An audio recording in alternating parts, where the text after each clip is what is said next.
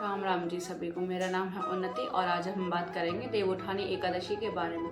देवउठानी एकादशी कार्तिक मास में मनाई जाती है। इस दिन माना जाता है कि भगवान विष्णु 5 माह की नींद के बाद में उठते हैं, तो इस दिन उनका पूजन होता है और ये कार्तिक मास की शुक्ल पक्ष की एकादशी होती है। इस दिन तुलसी जी का और शालिग्राम का विवाह भी मनाया जाता है। इस दिन से सभी शुभ काम होना आरंभ हो जाते हैं। आइए अब हम इसकी कथा के बारे में जानेंगे कि एकादशी की कथा में क्या लिखा है। हम एकादशी की कथा के बारे में जानेंगे। पौराणिक कथा के अनुसार एक नगर में एक राजा था।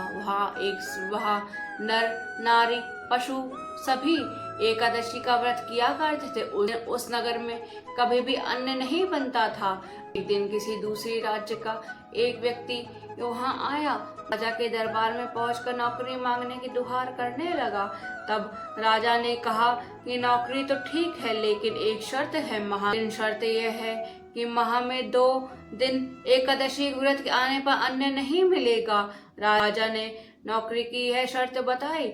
उस व्यक्ति ने नौकरी की वह शर्त मान ली। अगले माह एकादशी का व्रत था। उस दिन उसे अन्न नहीं दिया गया। उस दिन उसे फलाहार दिया गया।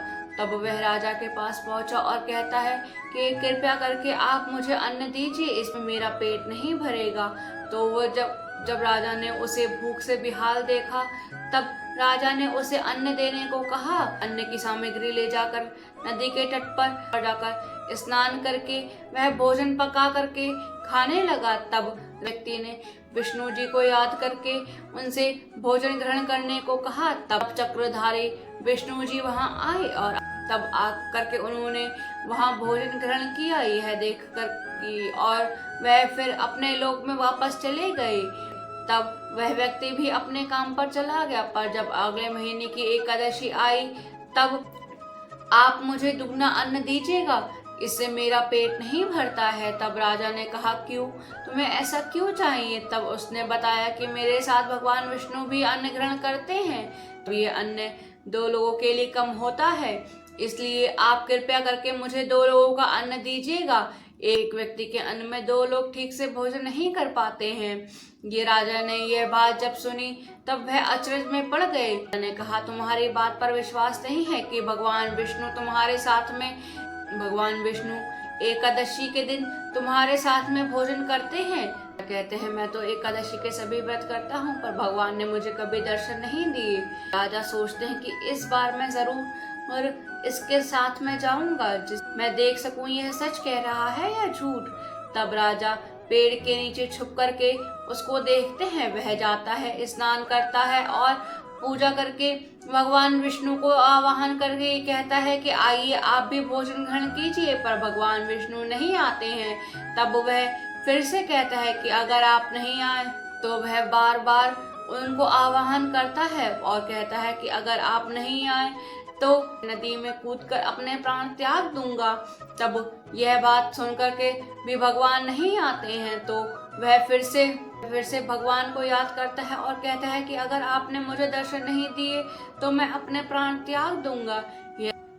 यह सोच करके वह नदी में जाने लगा और नदी की तरफ जैसे ही बढ़ा, तब भगवान विष्णु प्रकट हो गए और उसके साथ भोजन करके उसे अपने लोक में लेकर चले गए।